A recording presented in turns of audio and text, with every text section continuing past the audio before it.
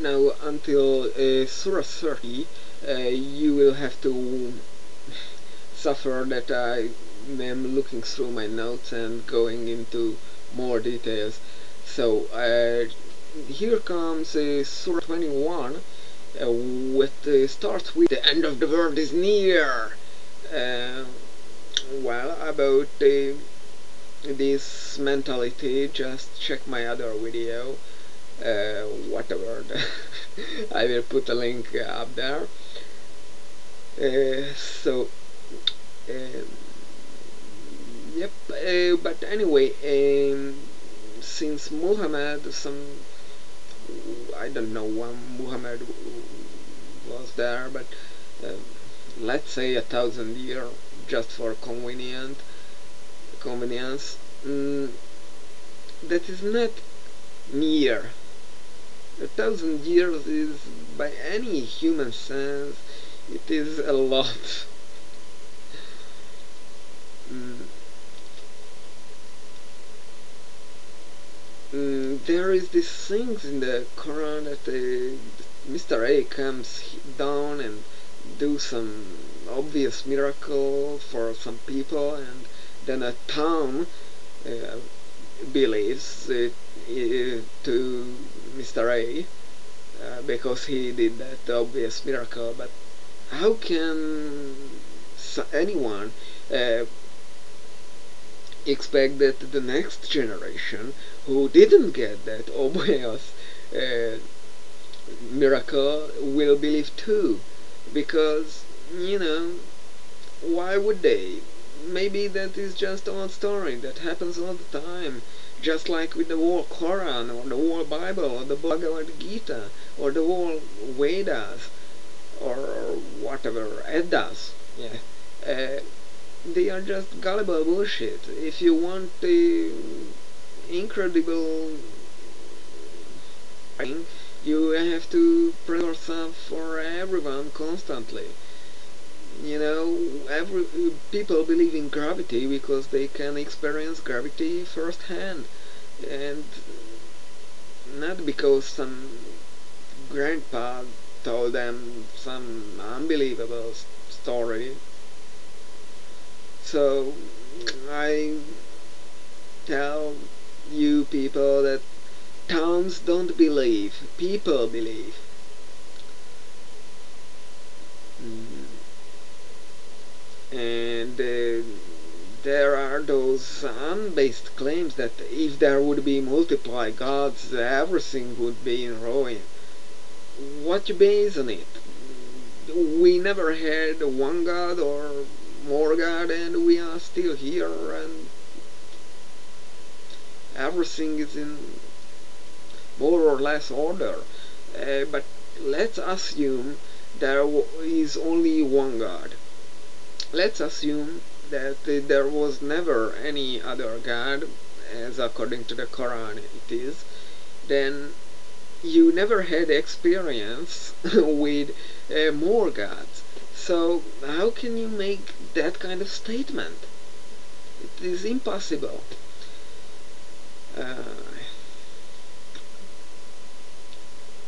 and there is the cosmology of the Quran, where the Earth is flat, and somewhere back in time, the sky, which is a solid dome currently, stated with kept with invisible pillars, are were one complex thing material in some time, and currently there is absolutely nothing between them. So it is obvious that whoever wrote the Quran hadn't know what air is, that it's a material thing. He just thought it is nothing because he saw nothing.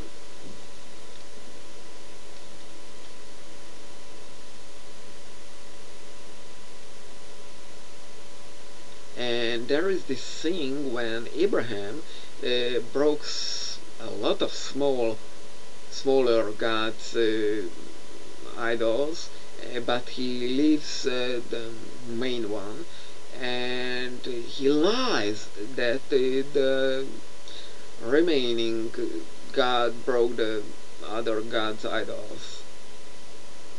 So it is okay to lie according to the Quran. It is ethical to lie according to the Islam religion. I reject that. I'm sorry, but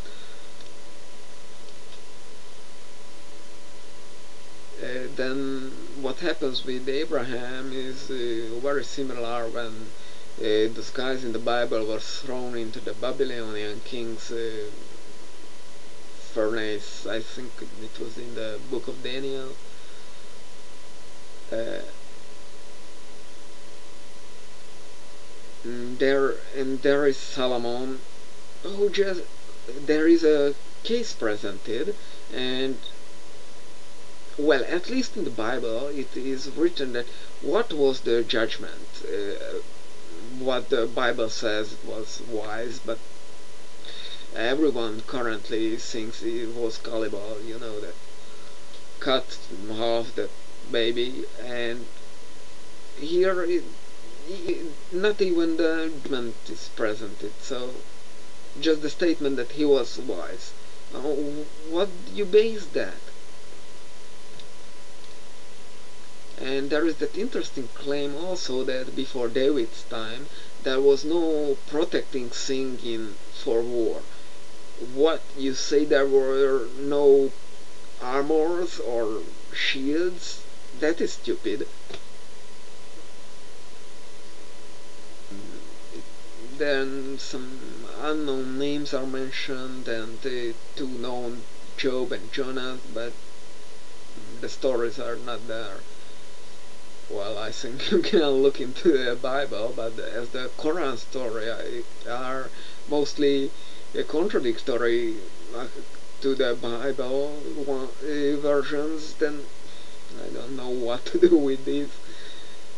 Also the false gods, so there are gods too, other gods besides Allah, will be thrown into the Gehenna too. Oh well. How merciful and grateful and everything other what the Quran says is Mr. A. Oh wow.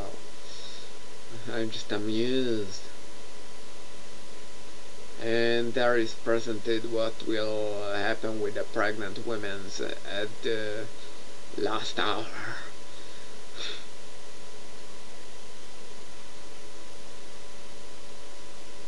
And other strange thing in Quran cosmology that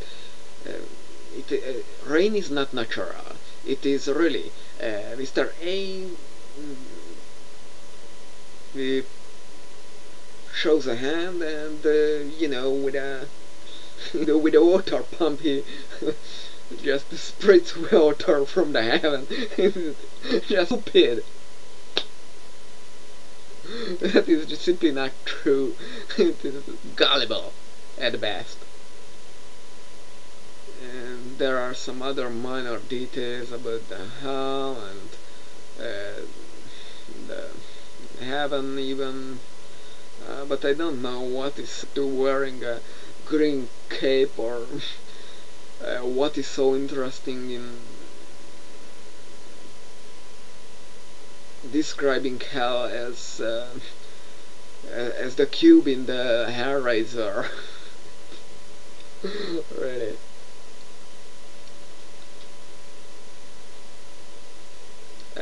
Oh, and don't sacrifice a comma to Mr. A. He don't like that.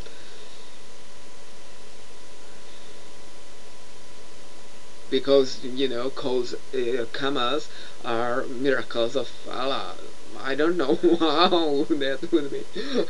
I don't understand that claim, but oh well, we had a good laugh. Oh, this is already the next Surah, Surah 22. I'm sorry, I didn't from the part of the last hour thing. Uh,